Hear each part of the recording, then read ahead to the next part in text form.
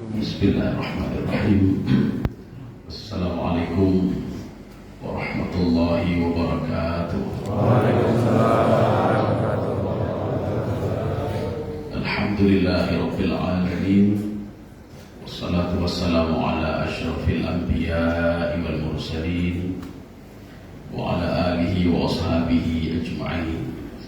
Raditu billahi rabba wa bil islami dina wa bi Muhammadin nabiyya wa rasulah.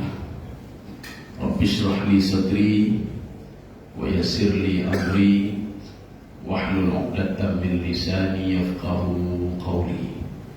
Allahumma ij'al jam'ana hadha jam'an marhuma wa tafarruqana min ba'dihi tafarruqan ma'suma.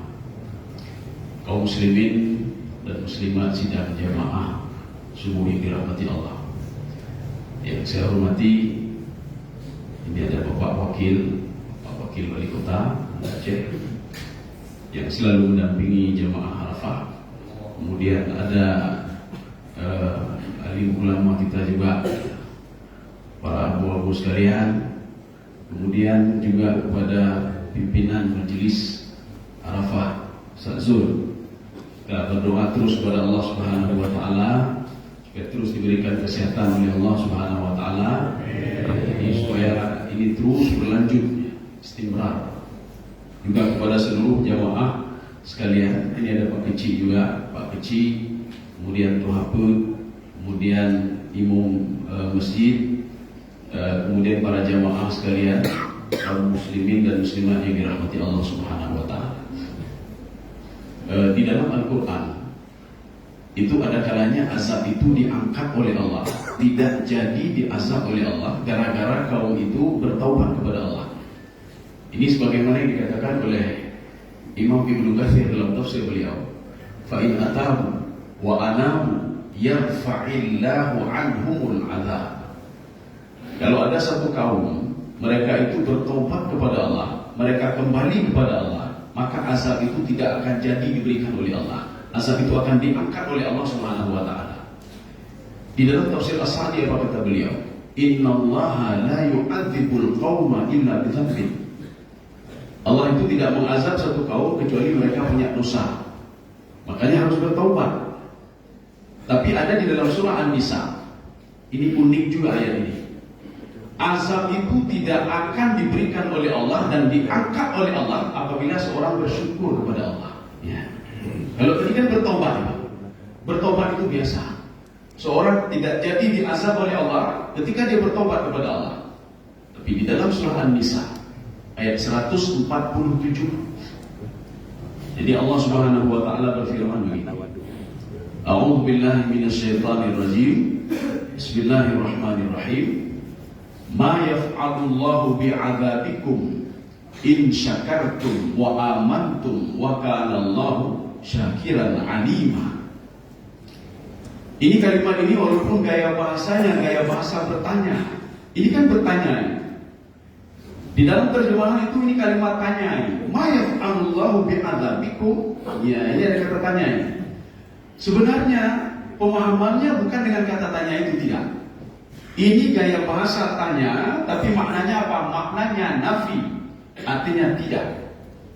Ma yaf'alullahu bi'adzabikum. Allah tidak jadi mengazab kalian, kata Allah. In syakartum wa amantum. Kalau kalian mau bersyukur kepadaku, kata Allah. Kalau kalian mau bersyukur kepadaku, maka azab itu tidak akan jadi aku turunkan. Syukur itu apa sebenarnya? Ini sebelum kita lanjutkan ayatnya. Syukur itu apa sebenarnya? Makanya ada dalam satu statement Imam As-Sa'di, kata beliau begini. Syukur itu khudu'ul qalbi wa i'tirafuhu bi ni'matillah. Jadi rupanya hati ini khudu' itu patuh dan taat kepada Allah. Wa i'tirafuhu bi ni'matillah. Hati ini mengakui nikmat yang diberikan oleh Allah Subhanahu wa taala. Itulah syukur.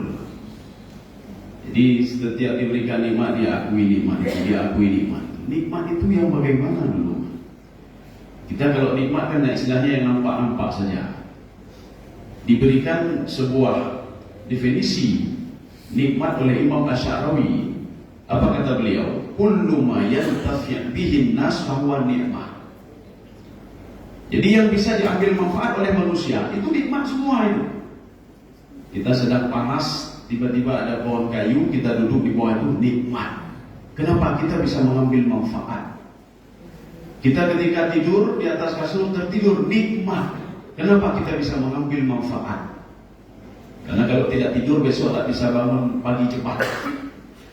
Kemudian kita dengan mata ini bisa melihat nikmatnya. Dengan telinga ini kita bisa mendengar nikmat. Dengan tangan ini kita bisa melakukan segala hal, nikmat. Dengan kaki kita bisa pergi ke masjid, nikmat. Rupanya banyak sekali nikmat Allah. Makanya Allah katakan wa in ta'uddu ni'matallahi la tuhsuha. Ini jangan pikir nikmat itu jabatan saja, tidak. Makanya di dalam Tafsir Al-Qurtubi apa kata beliau? Dunianya tak ada pikir dunia, kata beliau. Li'annaha tasul. Dunia itu bisa hilang begitu saja. Imma an tatrukaha au tatrukuka. Jadi dunia itu ada kalanya kamu meninggalkan dunia itu, atau dunia meninggalkan kamu, antara dua.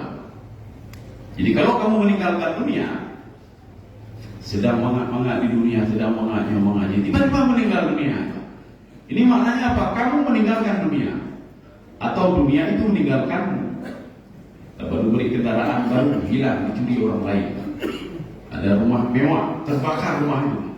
Dunia meninggalkan kita. Kaum muslimin sedang jemaah dirahmati Allah. Ini syukur. Jadi makanya Nabi Daud alaihissalam, Nabi Musa alaihissalam, yakni Daud dan Musa, mereka pernah bertanya kepada Allah Subhanahu wa taala, "Fa kaifa nashkuru bika?" Bagaimana cara kami bersyukur kepadamu ya Allah? Nikmat banyak sekali kau berikan kepada. Apa kata Allah Subhanahu wa taala kepada Nabi Musa dan Nabi Daud alaihissalam? Innal 'abda ya'rifu anna ni'mata minni faqad syakara. Seorang hamba tahu kalau nikmat itu berasal dariku, dia sudah bersyukur. Perhatikan nikmat Nabi Daud alaihissalam. Wa 'allamnahu san'ata labusin lakum.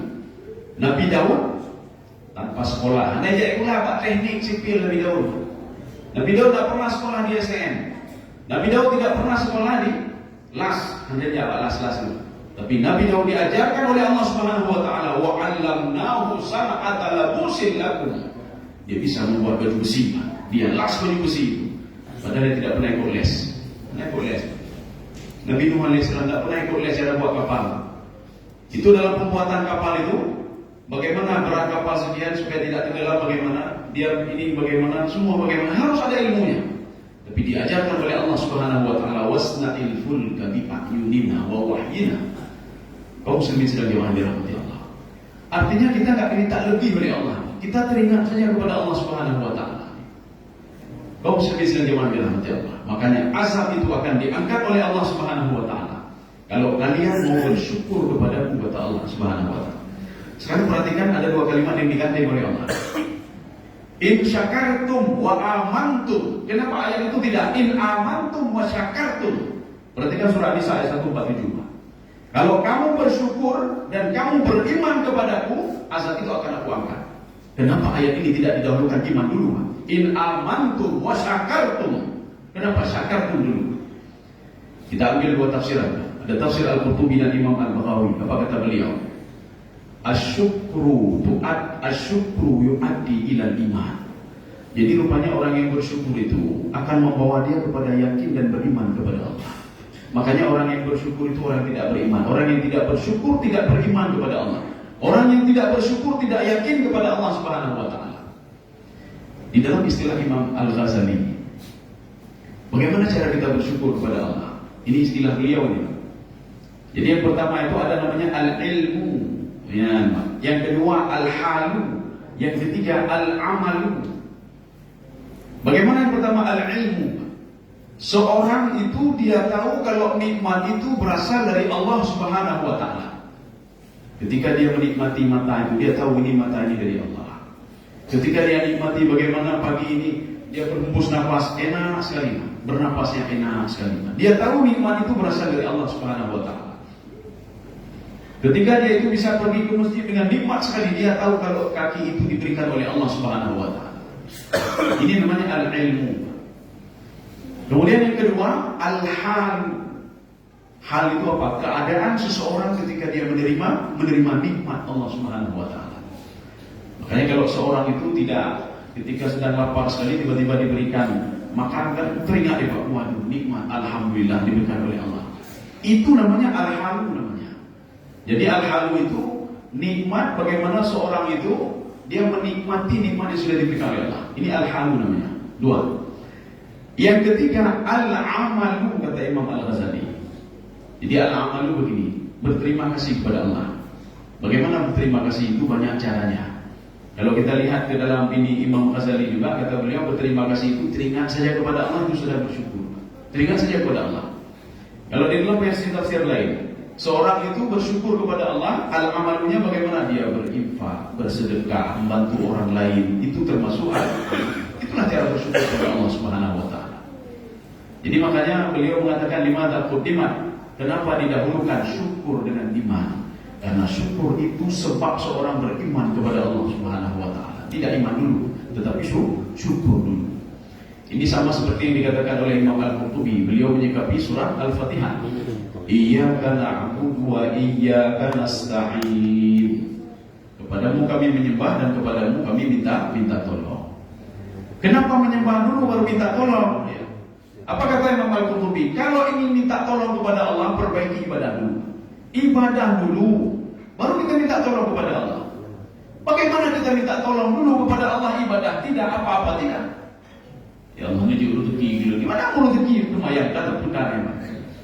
Ya Allah berikan ketenangan jiwa kepada saya. Gimana ketenangan jiwa kayak pada harus lebih? Ya Allah yang punya rakyat lebih. Bagaimana mau ketenangan jiwa ini Pak? Kaum muslimin sedang jemaah dirahmati Allah. Jadi artinya perbaiki ibadah dulu.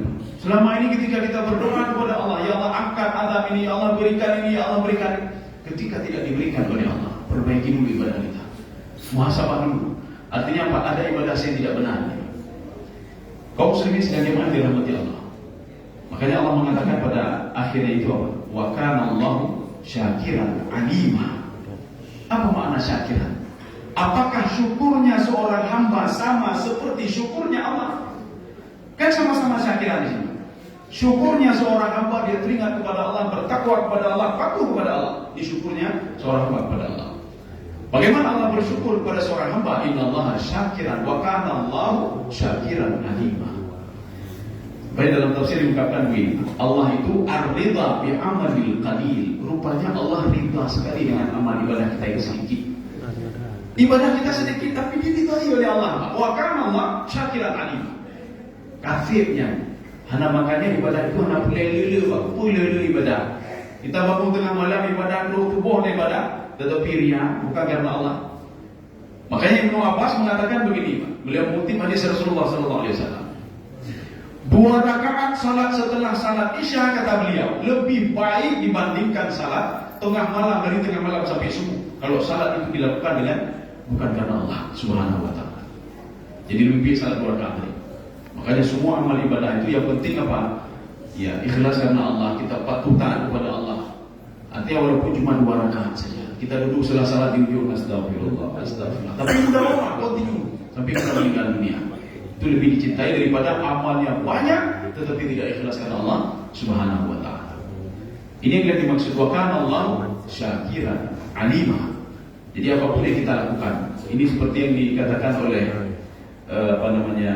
Luqmanul Hakim kepada anaknya, ya bunayya, wahai anakku, in takum mithqal habatin min khardalin fatakun fi sakhratin aw fi samawati aw fil ardi ya'ti biha Allah. Wahai anakku, kamu jangan takut. Kamu beribadah sedikit, ibadah kamu kata Luqmanul Hakim. Fatakun fi sakhra. Sakhra itu batu besar. Nanti ada hajar itu batu biasa. Ada ramal itu batu kecil. Fatakun fi sakhra. Amal ibadahmu itu yang kecil tadi itu sudah masuk ke dalam batu besar, kata Luqmanul Hakim. Atau kata beliau, fatakun fi sakhratin aw fi samawat. Dia sudah diterbangkan sampai ke langit. Aw fil ardi, atau di bumi, ya'ti biha Allah. Itu akan didatangkan kembali oleh Allah Subhanahu wa taala. Jadi artinya kita teringat saja kepada Allah itu sudah dianggap ibadah yang luar biasa. Ketika kita dapat rezeki, teringat alhamdulillah. Ketika kita musibah, alhamdulillah. Jadi musibah alhamdulillah sih. Jadi kalau rezeki mana? Kita rezeki saja alhamdulillah. Waktu mupok astagfirullah juga. Mupok ketika kejadian itu alhamdulillah. Mungkin ada hikmah di belakang itu. Ketika diberikan sakit juga demikian alhamdulillah. Mungkin ada sesuatu hal yang dipersiapkan oleh Allah untuk saya. Ya, ada sesuatu hal yang dipersiapkan. Jadi makanya kaum Hawariyun ini di dalam kitab A'malul Qulub. Kaum Hawariyun bertanya kepada Nabi Isa alaihissalam, wahai Nabi Isa, wahai ya Ruhullah, kaifa ridha? Ridha itu bagaimana? Apa kata Nabi Isa alaihissalam? Kamu selalu tersenyum, kata beliau, ketika di dalam musibah atau di dalam nikmat. Ketika dalam nikmat tersenyum, di dalam musibah juga kamu tersenyum. Artinya apa? Dua-dua kamu katakan alhamdulillah. Kata Nabi Isa alaihissalam. Katanya waktu itu nikmat dikirim-kirim, dikirim. Jadi makanya orang buahnya nikmat. Dikirim lebih, Pak. Kenapa? Tidak ada hukum taklifi sama dia lagi.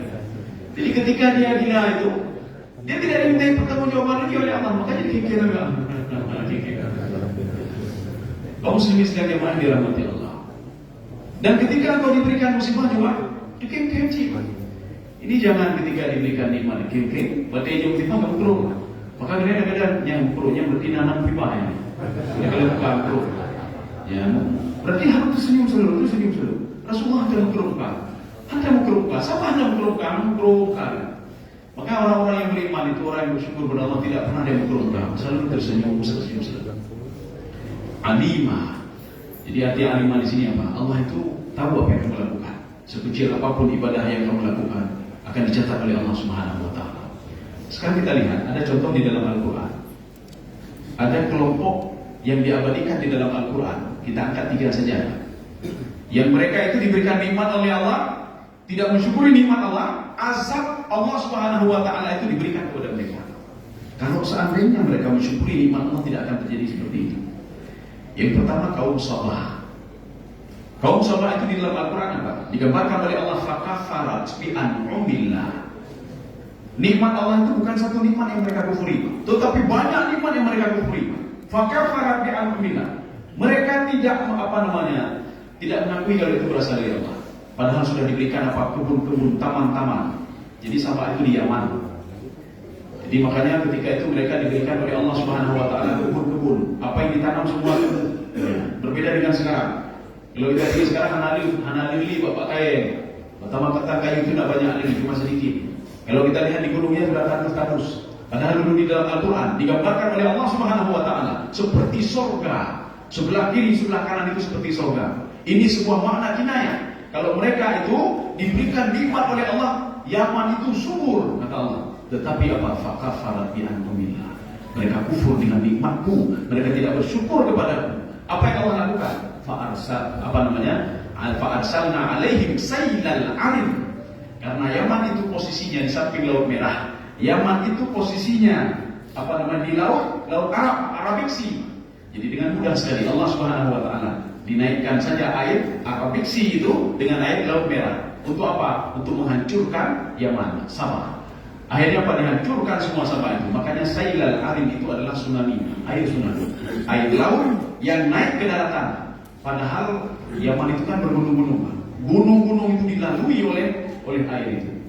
Makanya ketika dapat azab Allah, yang hanya mudah ikhtiar, saya mau ikhtiar bagaimana? Mau lari. Ketika diberikan penyakit oleh Allah, betul harus ikhtiar. Tetapi ikhtiar kita harus dibarengi dengan dekat dengan Allah, tawakal kepada Allah dan takut kepada Allah. Tak bisa ikhtiar begitu saja.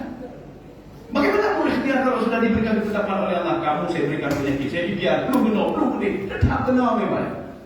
Jadi makanya ikhtiar kita dibarengi dengan dekat dengan Allah Subhanahu wa taala. Ikhtiar kita tidak bisa mengalahkan takdir Allah. Jadi makanya kita ikhtiar hanya sebatas kemampuan manusia saja. Ini kemampuan lu maka ikhtiarnya begini. Pada masa Nabi Nuh alaihissalam, ada seorang ibu berikhtiar supaya dia tidak tenggelam sama anaknya. Dia bawa terus anaknya karena dia cinta kepada anaknya. Ketika air laut itu sudah mulai naik, maka bedanya Nabi Nuh dengan kaum Sabah. Kalau kaum Sabah dia airnya itu lagi udah airnya. Jadi dia itu semua tanaman dia cokel semua, rumah-rumah dia cokel semua. Artinya Allah ini mengambil kembali punyanya. Ini punya saya ambil kembali, kata Allah. Diambil kembali oleh Allah Subhanahu wa taala. Tetapi ketika pada masa Nabi Nuh alaihissalam, falamma taqal ma'u, air itu naik sedikit naik ke atas. ada seorang ibu, dia ingin berikhtiar. Apa kata ibu itu? Saya akan naik kembali ke sebuah gunung, ke bukit ini, dengan dia bawa anaknya. Ketika sampai di bukit, ayahnya sudah tinggi, saya berikhtiar lagi, saya akan berusaha untuk lari dari kematian. Dia naik ke sebuah gunung yang sangat tinggi sekali. Ketika itu air terus naik, dia ambil anaknya diletakkan di pundaknya. Air tetap naik terus, dia ambil anaknya diletakkan di kepalanya. Air naik terus, sehingga apa? Semua tenggelam. Artinya apa? Ikhtiar manusia tidak ada apa-apanya kalau kita jauh dari Allah Subhanahu wa Ta'ala. Yo ikhtiar masih ada berkembali. Kita berikhtiar saya ikhtiar, tapi masih kosong. Kita berikhtiar tapi tidak beribadah kepada Allah. Kita berikhtiar tapi jauh dari Allah. Kita berikhtiar tapi tidak mensyukuri nikmat Allah. Pun ada boleh gimana? Kita betul disuruh ikhtiar oleh Allah, tetapi kita makin mendekatkan diri kepada Allah Subhanahu wa Ta'ala. Maka jangan jadi seperti kaum Sabahin, dipapi oleh Allah Subhanahu wa Ta'ala. Kenapa? Pemberian Allah itu semua punya Allah dan akan diambil oleh Allah. Nyo dalur ya, apa-apa, dalur. Bahkan Allah mengatakan begini, Pak. Dzil ma'arij, itu lagi itu punya saya, kata Allah, apalagi bumi ini. Kalau kalian macam-macam keluar saya dari bumi saya, mau tak perlu neo. Ulah tahu mau dengar. Ada Allah sih mau dengar. Mana mau dengar? Jadi makin kita syukur saja. Syukur itu teringat saja. Makanya habis makan, alhamdulillah. Ya syukur. Kita teringat nikmat itu dari Allah. Ya alhamdulillah naruh muskulnya. Bahkan pun alhamdulillah naruh Allah. Alhamdulillah. Yang kaget tak mampu berolahraga. Yang kata mau nak, alhamdulillah. Yang tanpa komando, langsung hormati. Makanya dia bersyukur ketika bergumam ya. Jadi makanya kita ini sedikit nikmat apapun lebih alhamdulillah. Najuknya alhamdulillah ya Allah. Mungkin ada hikmah yang kau berikan kepadaku ya Allah. Ini yang pertama. Kisah ini ada diabadikan di dalam Al-Quran. Artinya apa? Ketika Allah memberikan nikmat, kita beringat nikmatnya dari Allah. Satu. Yang kedua, ceritanya juga di Yaman. Di sebuah kampung namanya Darwan. Ya, di Yaman, kampungnya Kampung Darwan. Ada seseorang orang buta, dia punya kebun kurma yang luasnya luar biasa. Ya, berbati ini berarti. Kebun kurmanya luas sekali, luar biasa luasnya.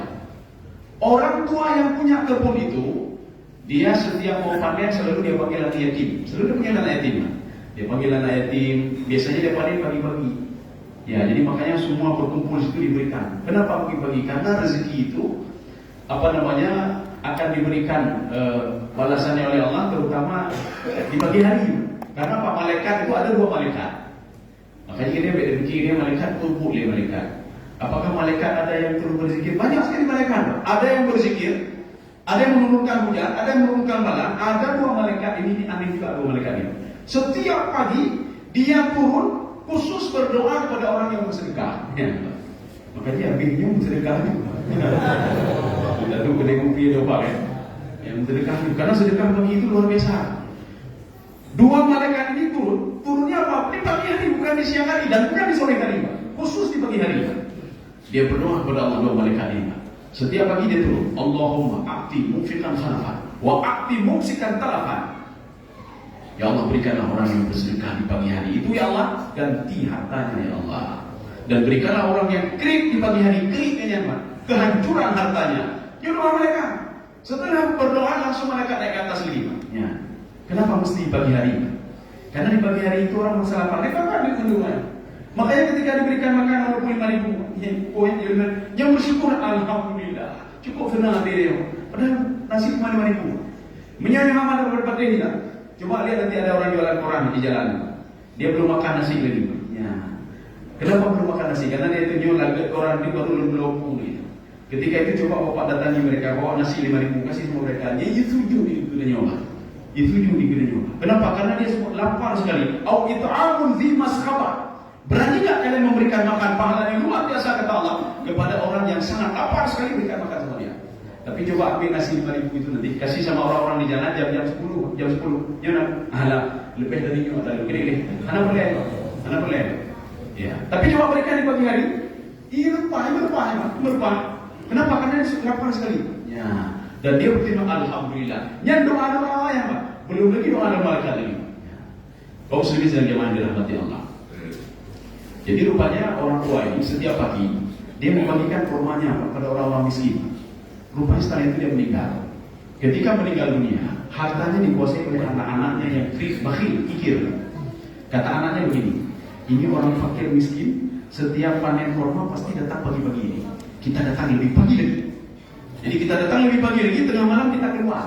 Kita ambil seluruh kurma kita, yang kata dia. Kemudian nggak usah kita bagi kepada mereka. Pernah kami kurma, hari kurma. Ya, jadi apa yang mereka lakukan bagi semua hari mereka ambil seluruh kurmanya.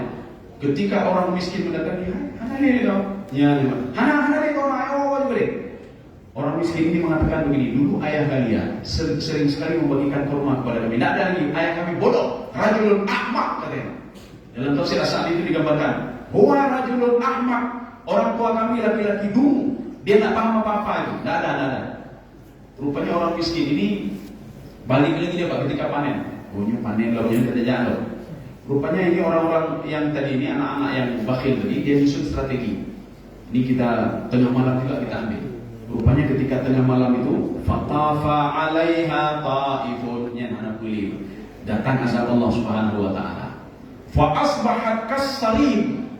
Itu semua kebun kurma mereka tadi itu fa asbahat kas-sarim. Itu semua sudah hancur, semua dihancurkan oleh Allah dalam satu malam saja. Padahal tengah malam itu biasa-biasa saja dilihat. Tapi ketika mereka melihat waktu mau subuh itu dilihatnya, apa salah tempat kita ini? Kok sudah begini tempat kita? Mungkin di sana tidak, ini tempat kita ini. Dia periksa rupanya kurmanya sudah dihancurkan oleh Allah Subhanahu wa taala. Ini yang kedua, yang dihancurkan oleh Allah Subhanahu wa taala. Yang ketiga, tidak tanggung-tanggung Mekah Al-Mukarramah.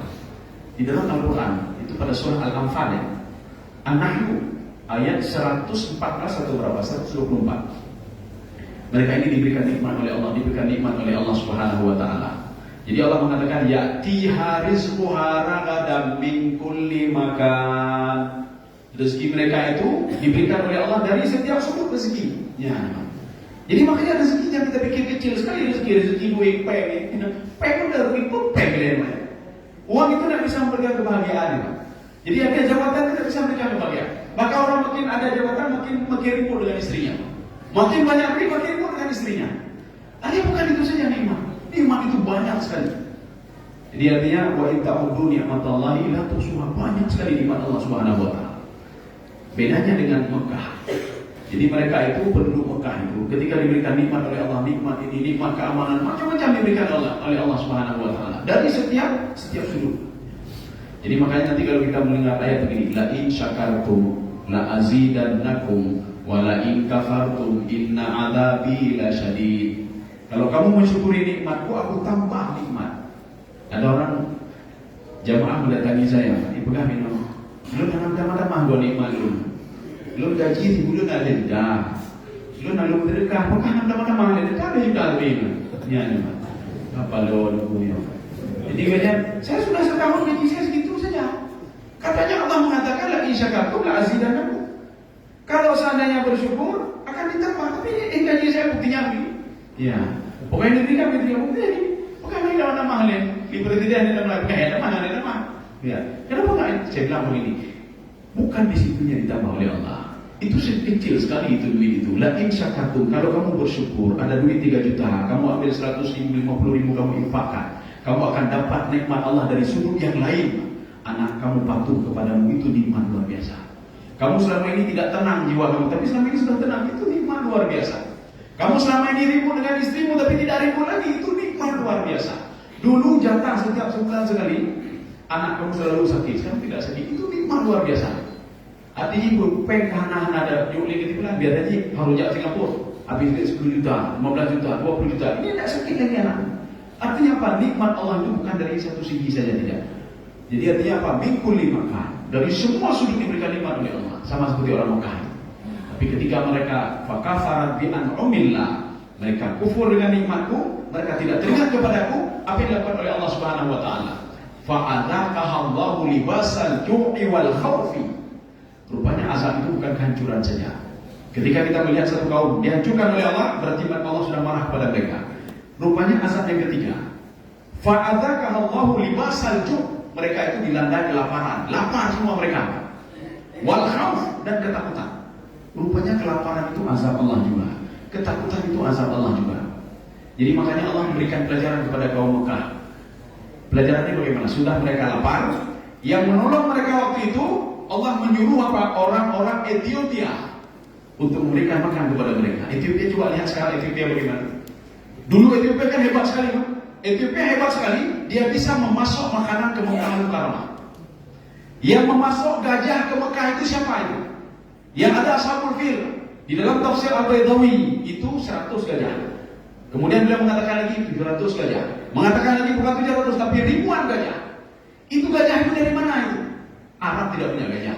Jadi warna pegang mau ya kalian gajah. Kenapa kalian gajah? Ontana. Ya, ontana. Gajah lain. Secara logika dari mana gajah itu? Apakah dari Yaman? Tidak. Di Yaman juga tidak. Mungkin ada satu ruang. Dari mana gajah itu? Gajah itu dari Afrika. Gajah itu dari Ethiopia, dari Habasyah. Maka dari Habasyah nggak dipasok gajah-gajah itu. Artinya coba bayangkan, kalau negara berani memasok gajah ribuan, artinya negara itu negara paling kaya. Artinya Ethiopia kayanya luar biasa dibandingkan sekarang.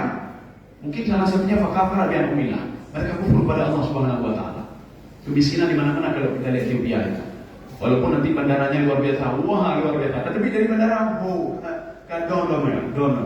Kenapa kita lihat Ethiopia sedemikian rupa? Dulu dia kaya sekali, tapi sekarang sudah termasuk negara miskin Ethiopia.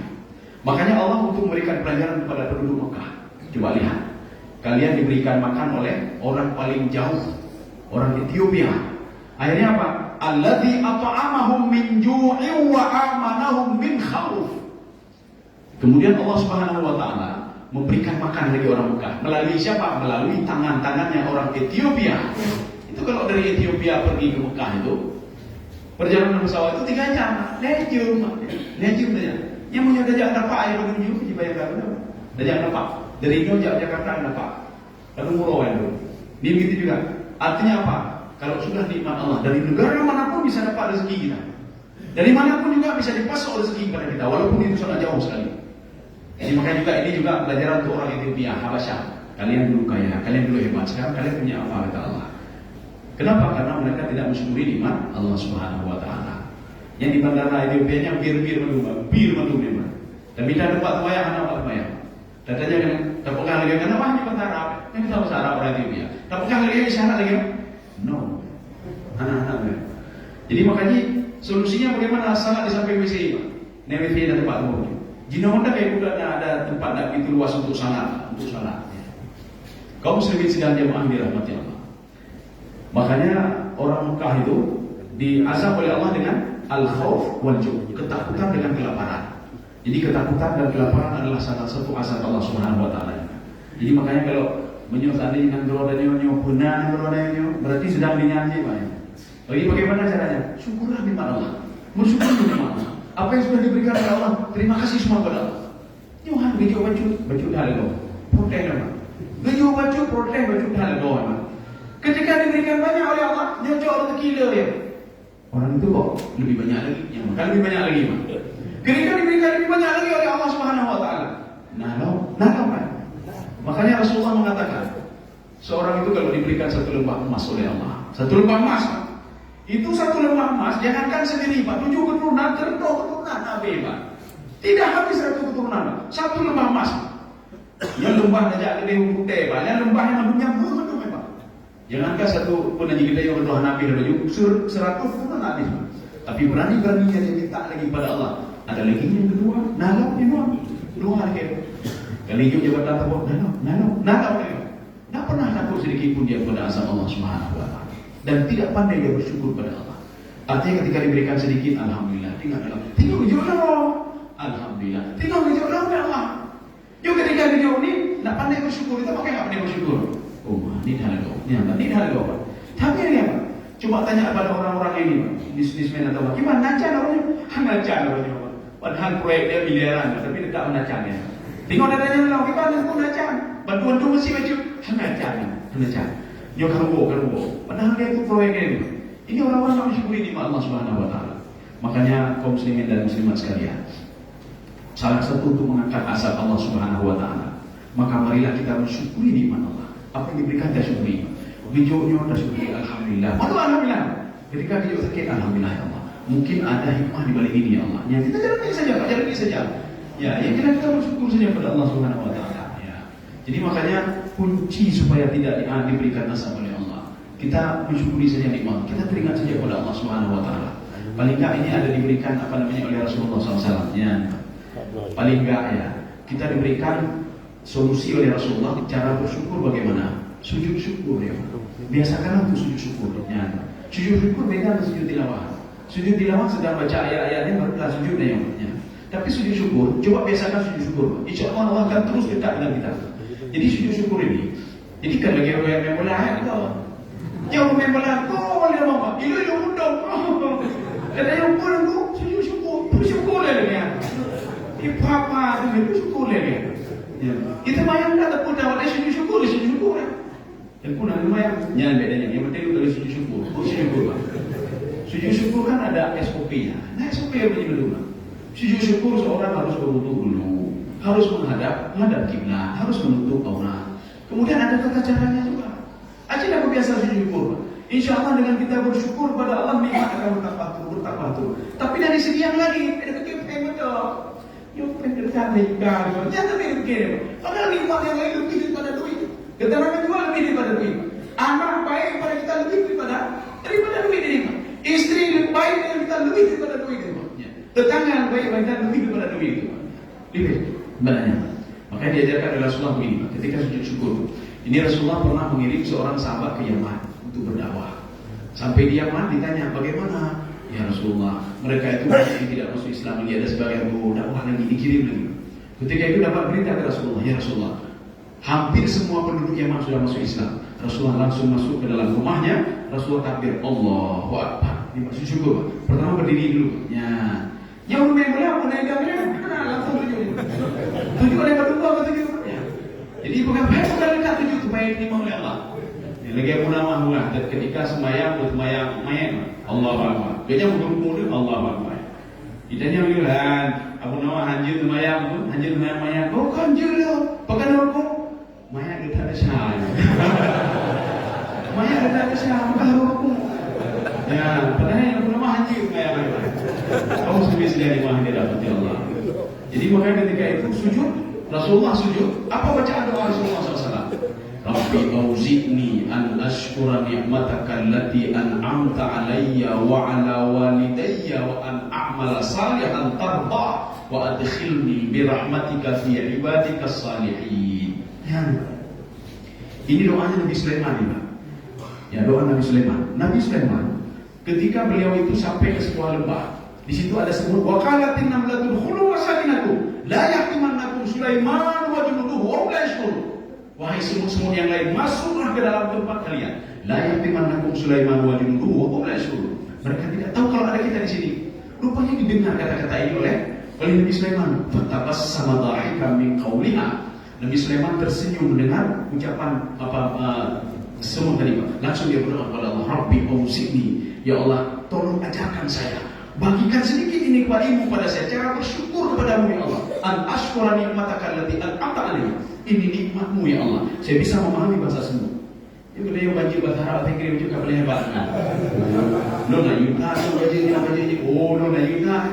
Nabi Sulaiman bahkan binatang ini, Pak. Cuma ketika dia itu dia bersyukur pada Allah, ya Allah. Rabbi auzi'ni an ashkura ni'mataka allati an'amta alayya. Doa inilah yang dia berikan Rasulullah SAW setiap mau sujud syukur. Ya.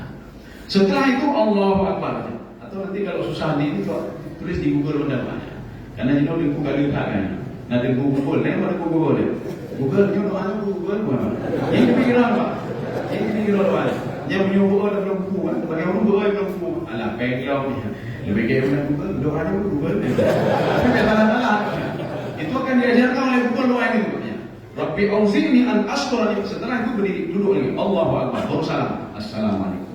Assalamualaikum. Ya, kalau bisa seperti itu, tiba-tiba ada rezeki terkejut.